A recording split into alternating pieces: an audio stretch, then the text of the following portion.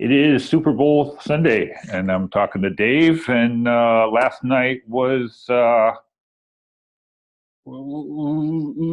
what's a good word for the last night game? Dave.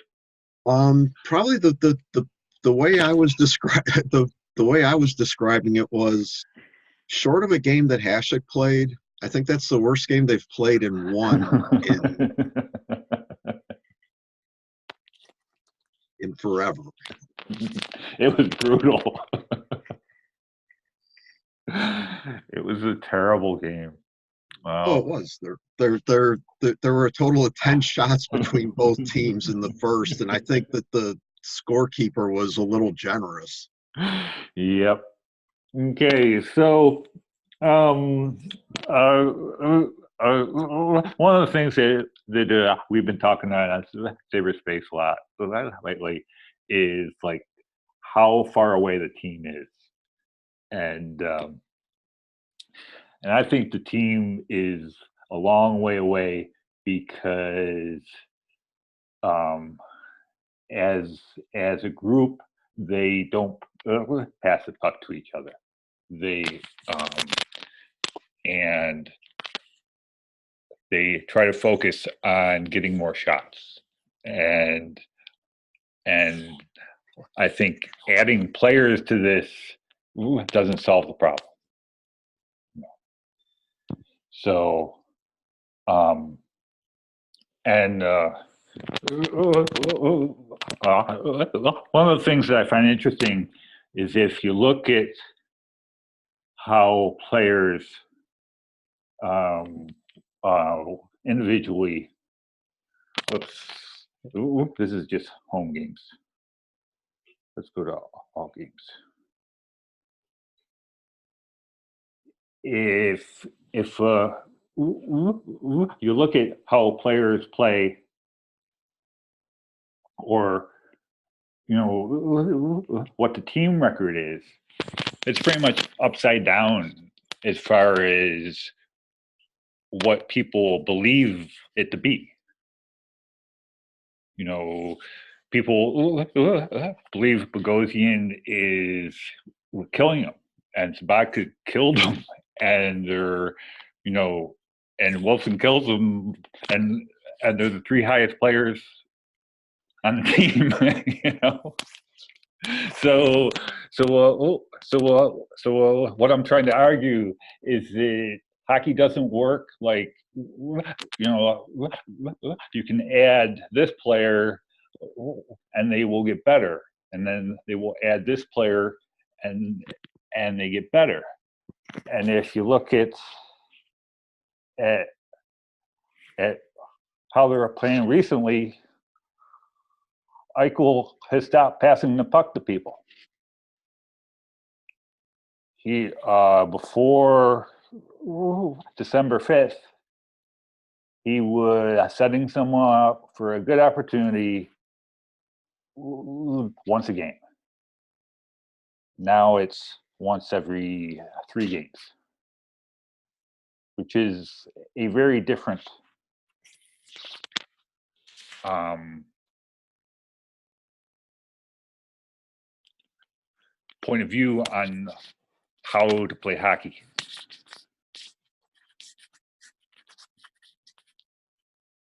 Yeah, I'm not sure that I fully agree with that. If I was going back through and you're taking notes during the games, I'm just kind of watching. Yeah. These are actually notes during highlights, because if I take notes during games, then I can't compare them to other teams, because the other teams would be highlights. So it wouldn't be uh, equivalent doing during the game for one and during the highlight for the other to get a comparison, because of course we're not getting every occurrence, but they are generally highlights, so most of them end up in the highlights. So it's not a scientific process where I am capturing every occurrence. I think I'm capturing the most occurrences. Okay, fair enough.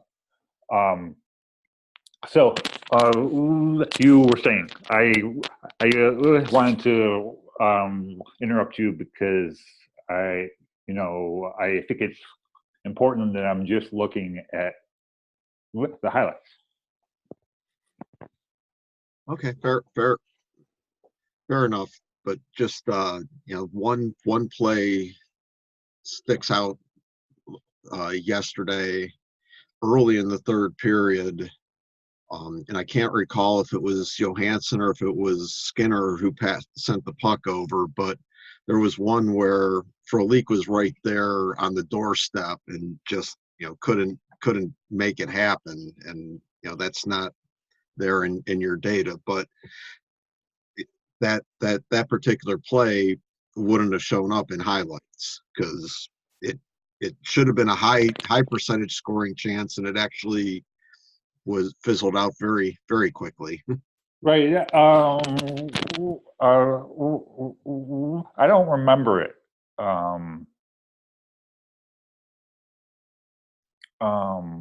Was this a 2-on-1 that Skinner got the puck to Frolik? I think that's what it. Yeah, I'm pretty sure that's what it was. Right. Right. But that play would, based on our previous conversations, that play would have fit your definition of a cross. Right. Right. I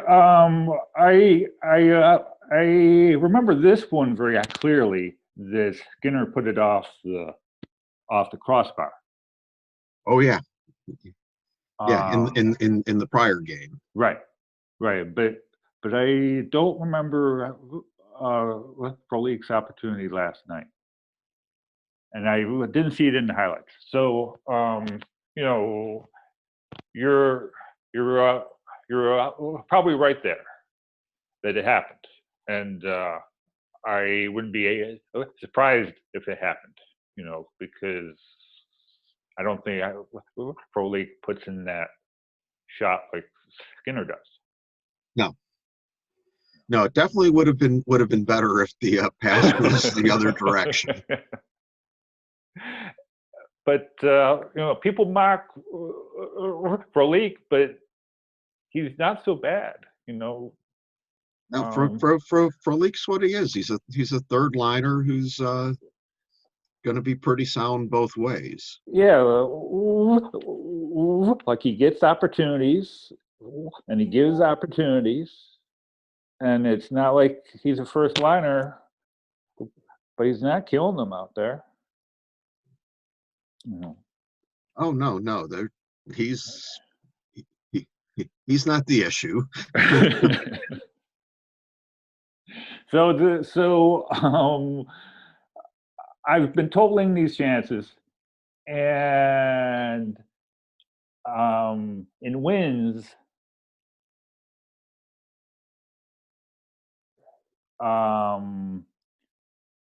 the other team had more chances of this style than Buffalo, even though Buffalo won. And in losses, they're even more. So you could argue that it doesn't really matter because you might win when you're getting high-scoring chances against you, and you might lose when you're high-scoring chances against you. But my point is that I don't think this team has a goaltending problem.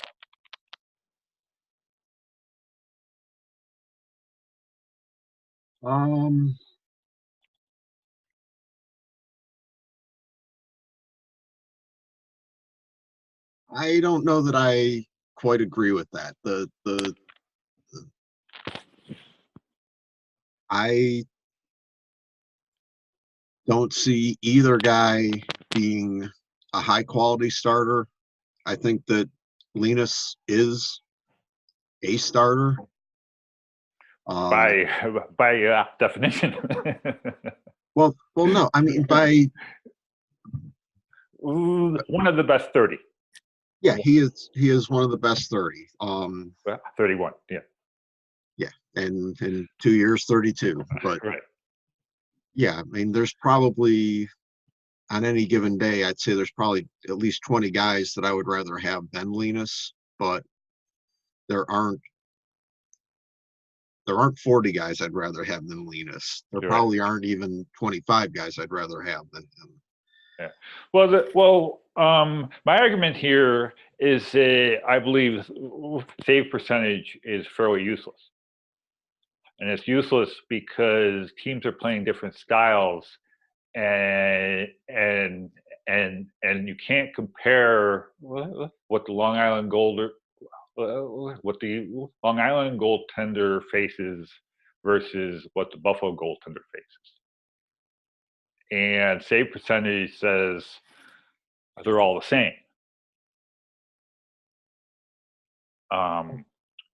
So it's my argue, that's one of the reasons that I wanted to collect this data, because I'm trying to demonstrate that you're comparing apples and oranges because people play very differently. Oh, I would grant you that the Islanders are going to give up a lot less high quality chances. Right.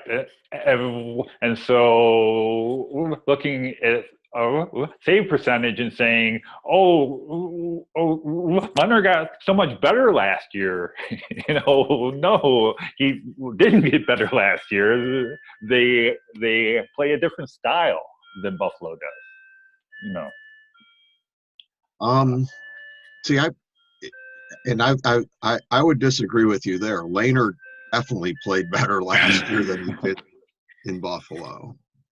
Well, his first 4 or 5 games there, he was still kind of the same guy, but he with getting his own demons taken care of, after that he settled down and he actually looked like the guy that Murray thought he was getting.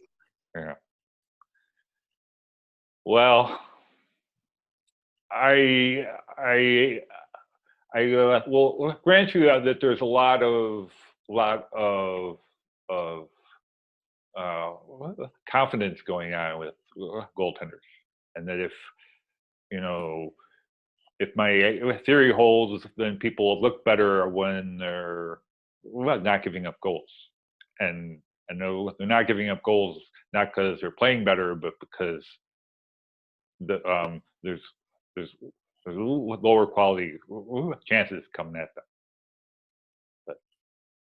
So I'm not sure where you are on Botterill. Botterill, I'm still very much undecided on him. I know right now most everybody's got the pitchforks out for him, and I think it was surprising that it all happened at the same time. It seemed. It's kind of like Middlestat. Everyone turned on Middlestat at the same time. well, not quite everyone. There's still one or two of us morons that think that he's gonna come through. So back to Botterill. You are still undecided. I am still undecided. I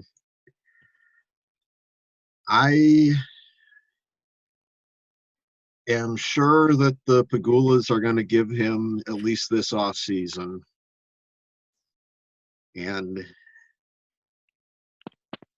I'm quite certain that by about Thanksgiving, I will have swung either yes, he's good enough, or good Lord, let's get rid of this guy. So what does Botterill believe? How do you mean believe? Well, is he Ink Man? Is he Liger?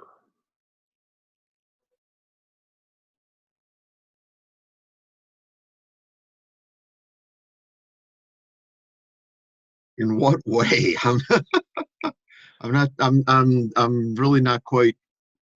Uh, People look at hockey differently. You know, there's groups of how people look at hockey. You know,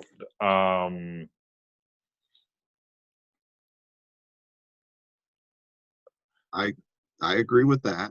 you know, and I find it kind of interesting because they seem to kind of mold into a Democrat and Republican groups.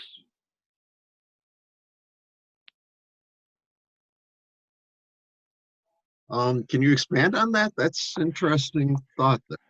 Well, if you poke through the the uh, the politics board over to the right there, I find that all of the fancy stat people are with Democrats.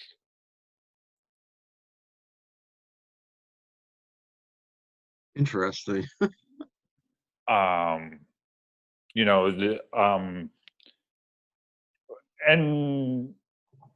and not only Democrats, but the RussiaGate contingent of Democrats. Like, like I am pretty obviously a Democrat, but not a RussiaGate person. Um, and I think that the Republicans, as a group, look at hockey more like in a need to be big and powerful and and uh, and and you know demonstrate your will. Like I wouldn't be surprised if uh, Tim Murray was a Republican based upon how he put together his hockey team.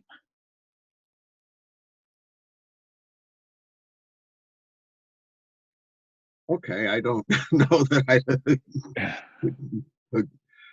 agree. It's very interesting theory. I'm not sure that I agree with it, but Okay, fair enough. it's kind of cool. I like it. Okay. But my point is that if there's different ways to look at hockey, how does Botterill look at hockey?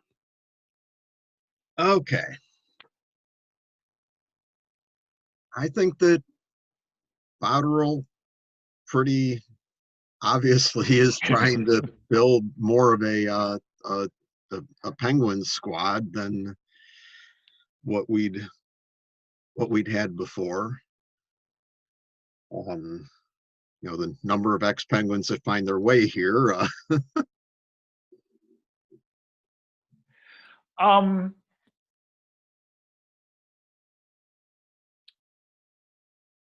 But see. Looking at the Penguins. Let's look at the Penguins.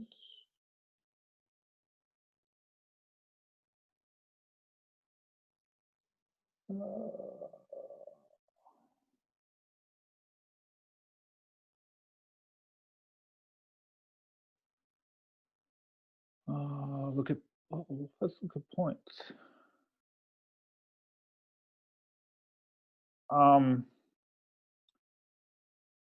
Would would Botterill have brought in Good Branson?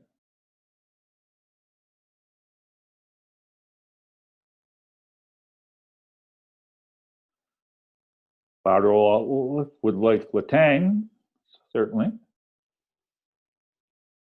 And this is Tanev's the forward, right? Yeah.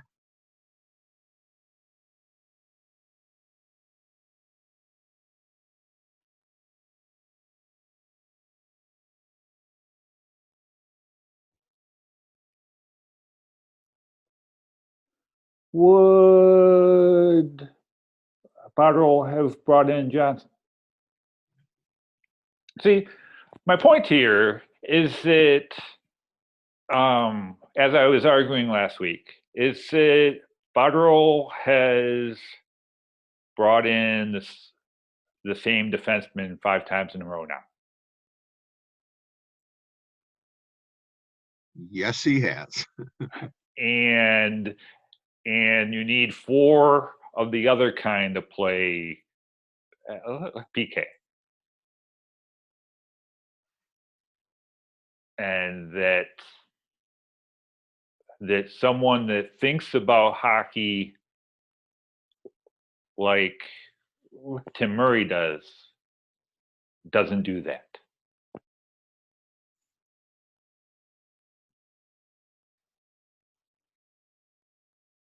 So it is my argument, although I don't listen to him talk, but it's my argument that Botterill is a fancy statter, because that's how fancy statters, what they like.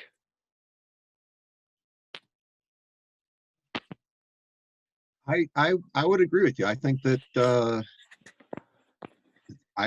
Botterill definitely tries to look at it from that side. But the interesting thing is, unlike other fancy statters around the league, he doesn't seem to be building up a fancy stats department.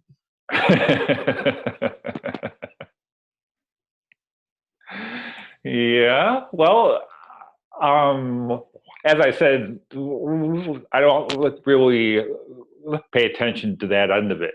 Like, I watch the games, but I'm not listening to them talk afterwards. And like, you know, I generally don't listen to, you know, Chope and the Bulldog or anything like that. So I'm just trying to grasp how he thinks about hockey through how he behaves. And, you know, so I don't know the influence of the analytics department upon the team. I don't know if I was talking about this with you or whether I wrote it on Sabrespace, but I was listening to the Blues game, and what the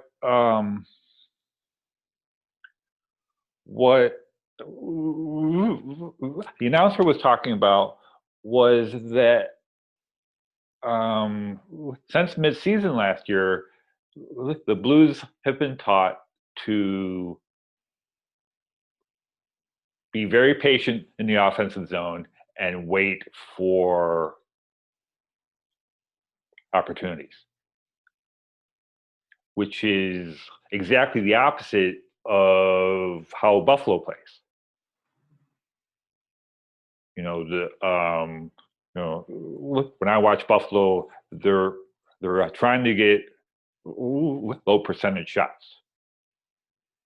And see, I would actually argue, because something that caught my eye the last handful of games where things have been going sideways, the Sabres have been controlling the puck in the offensive zone fairly significantly more than their opponents. And I was at last night's game, so I didn't see the numbers on that. I'm pretty sure they go the other way this last game. But the Sabres were holding the puck quite a bit more than the other team, Montreal, Ottawa, and Ottawa was just out shooting them like 2-1. So, you know, so somewhere there's a disconnect there between what we're observing and what the numbers are. I was very, very surprised that how much possession time Buffalo had, especially considering how little scoring they had and how little shots they had. Right, but um, one of the things that I see that I do like, and I think this comes from Kruger, is that the team can cycle the puck, and they'll hold the puck for a couple minutes until the defense can't skate anymore. Yeah. You know, and there was one occasion where they did a line change while someone held the puck 5-on-5. And I thought, oh man, that's the best thing ever. Because once the other team is too tired, but Oh, absolutely. you know, but you know, so I'm not down on Kruger as much as I am down on Botterill. And Botterill, if we could have seen what Botterill, because what Botterill was going to trade O'Reilly for without the artificial Deadline, yeah. Yeah, without saying, okay, he has to be gone today.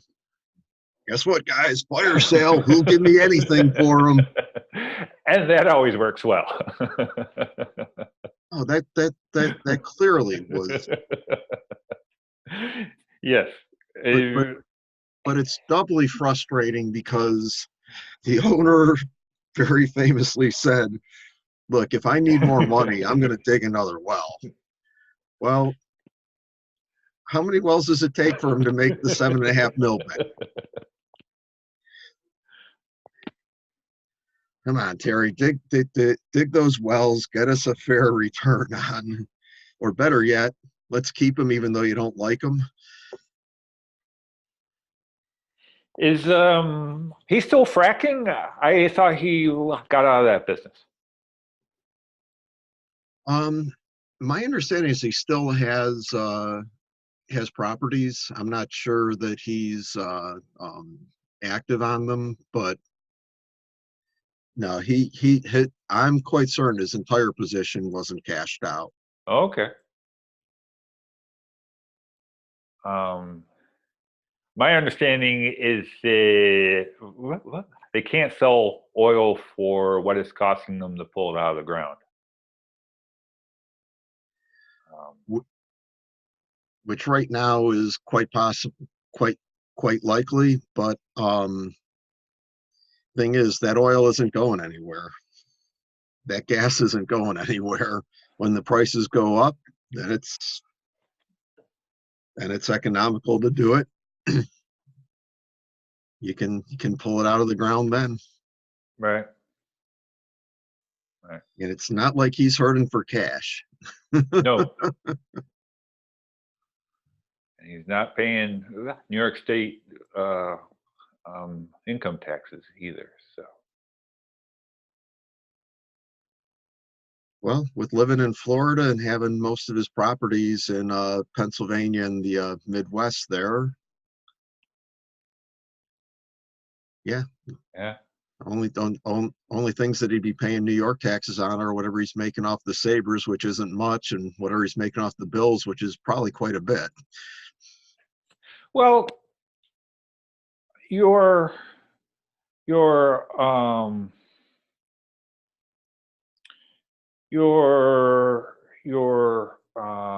salary cap kind of gives you an indication of how much money they're making. And I know that there are, that they're not counting everything. Yeah, it's very specific what is included, what isn't included.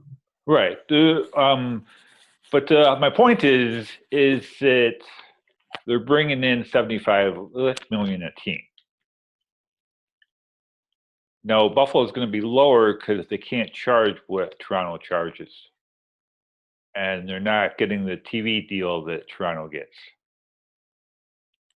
through Rogers. Right. So, so it's going to be lower. My only point is that they're making money. Oh, I'm sure they are. I'm sure they're not making as much NFL as money, yeah.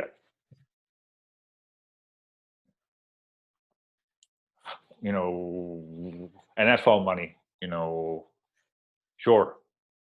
It's a whole different thing.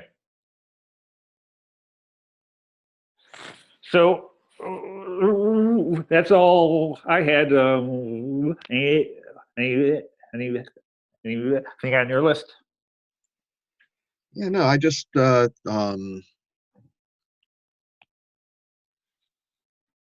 your question earlier about whether we're one player away or not. I think it's an interesting one, and honestly, I don't think they're one player away from competing for the cup, but competing for the playoffs.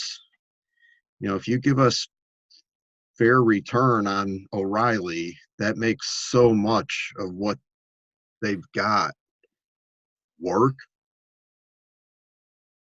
Because now you can have the Eichel line, and let's just throw O'Reilly into it because it's a lot easier to use him instead of saying, well, what if we had I don't know, pick a reasonable number 2 center. But if we had if they don't make the O'Reilly deal, there's a really good chance they don't end up making the Sherry deal. But when the Skinner thing opens up, you got to figure,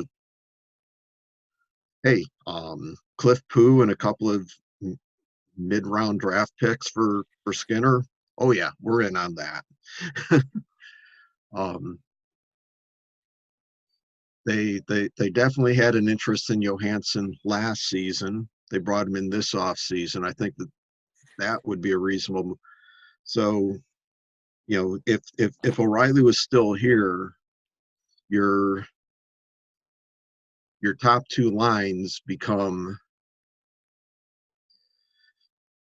Eichel, probably Olofsson, and probably Johansson. And then you got O'Reilly centering Reinhart. And I mean, those two just absolutely clicked. I like Eichel and Reinhart together. O'Reilly and Reinhart were just incredible together. Throw Skinner on that line or flip Skinner and Olofsson. You still have the glow line, Gergensons, Larson, Opozo. And then with all the other random pieces that have been brought in, you've actually got a pretty decent third scoring line or whatever you're pulling out of that between Lazar, VC, Asplund. Heck, maybe Middlestat isn't as confused this year as he would have been had they still had O'Reilly, because then Middlestat wouldn't have been trying to play second line center for half of last year, which I think that set him back tremendously. Well, I think my argument is that you can't add players like that. Like PA was talking about the Islanders. Is it if you look at that lineup and say, okay, they're going to win how many games? You're not going to come close to what they're going to win.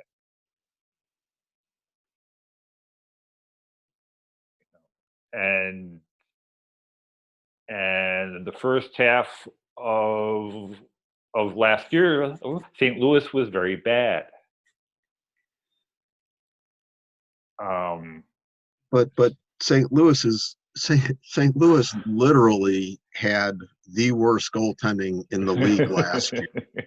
Well, yeah, they do have bad goaltending, but my point is, like, okay, Pittsburgh. You know, if you look at Pittsburgh, um, um,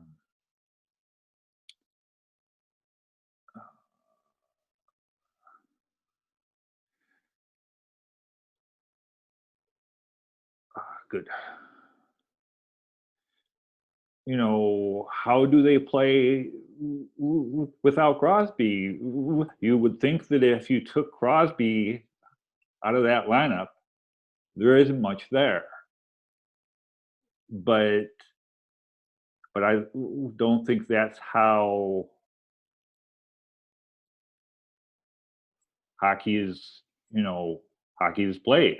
You know, um, the team is 14-9 with hockey or with Crosby playing. You know, they're 20-8 when Ruido plays. So trying to add players together and saying that they're going to be good because, you know, we add him, and we add him, and now this is a playoff team. Like doesn't work for me, because I think the Islanders are a lot better than their talent indicates. You know, and Well, two things the Islanders have going for them that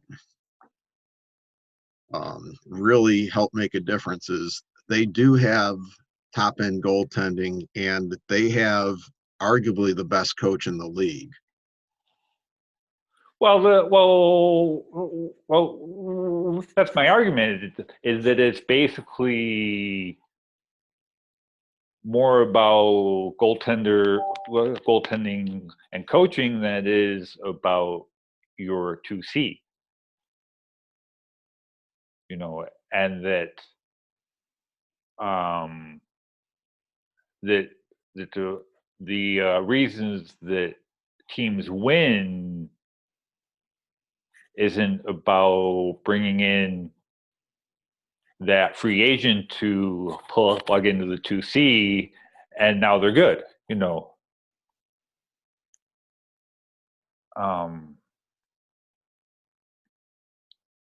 you know, and I think Buffalo's problems are deeper than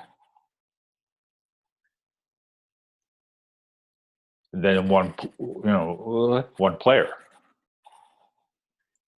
But I disagree on Varlamov. But you know, that's me.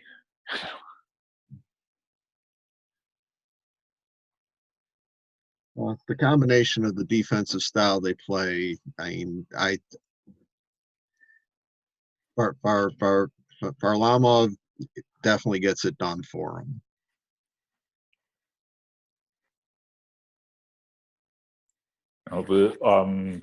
But was he critical to Colorado winning? And if he wasn't, then why is he critical to the Islanders? Then, you know, I'm just trying to understand, you know, what's critical in building a team, and I don't think Botterill knows that.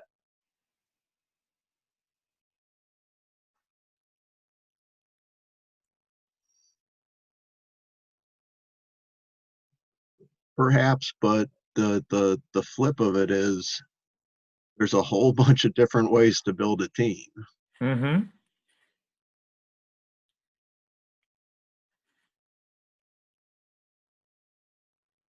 So I was, you were talking, I wanted to talk about your your Johansson statement, and for his injury, he has scored 9 points, 5-on-5.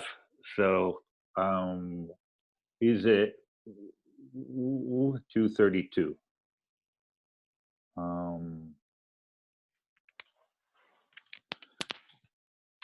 Which is actually amazing that he was outscoring Eichel first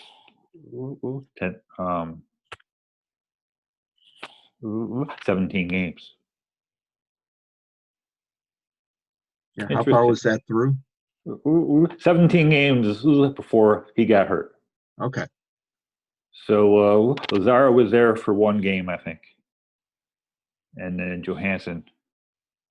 So so if you flip it and look at after game 18, because I am talking about concussions at this point, is how poorly Johansson has played in the last. This would have been faster to go the other direction, but I didn't do this properly.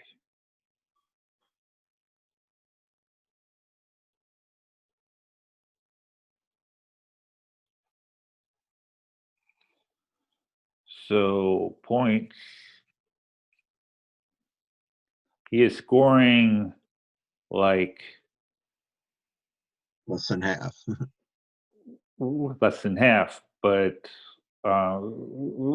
Rodriguez style of the past 2/3 of the season. Well, now don't forget, Rodriguez had that Detroit game in there in that little stretch, so Rodriguez's numbers are pretty elevated. I thought he played it very well last night, but I'm just saying that players are highly affected by concussions, and that's my excuse for why Johansson is playing very poorly. And similarly, looking at Eichel, is that if you look at his first half before the concussion, it was great. If you look at his second half, it was crappy. Oh, absolutely. No argument there. Comparatively speaking, because Eichel's looks really good, but all of his big numbers came in the first half. Oh yeah, they did. He definitely was not the same player for a long stretch last year after he came back. Right. And so he was 183 in the second half. So, and that killed Skinner too. Well, don't forget, the other thing that killed Skinner was he should have been out for half the season with a torn up knee, and his legs were just so strong that instead of tearing all of his ligaments apart, they just sprained them. Because Skinner was not the same player after that game where he got that knee twisted up. Right. But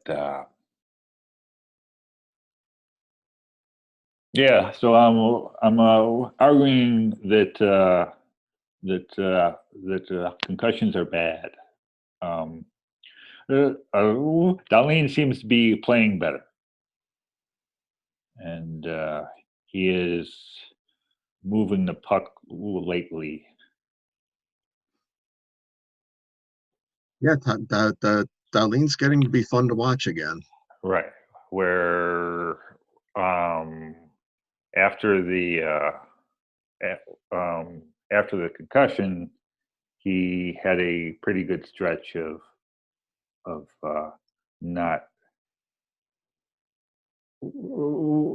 finding people, and now he's back to once a game in the past week or so, which is pretty good for a defenseman.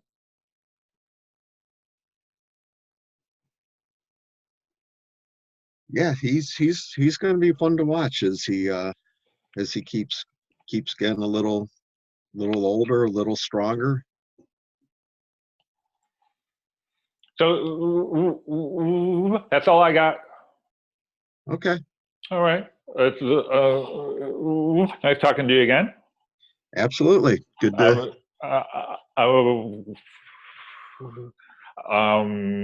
If people actually listen to this, I would worry about putting it up, but fortunately, no one listens to it. So it doesn't much matter. So. All right, I'll